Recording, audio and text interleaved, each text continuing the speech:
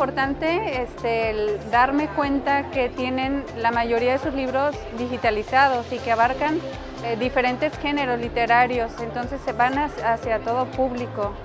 Eso hace que se difundan y que pues regalen ese privilegio que es la lectura.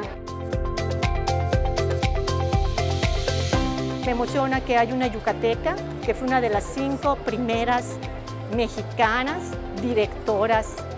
Su nombre es Cándida Beltrán Rendón y ella hizo una película que escribió, ella misma escribió la historia cuando tenía 16 años.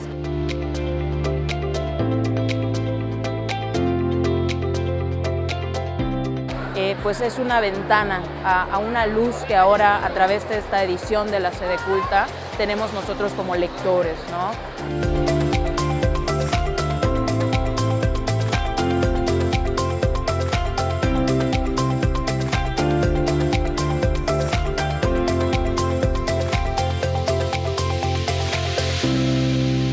Juntos transformemos Yucatán, Gobierno del Estado.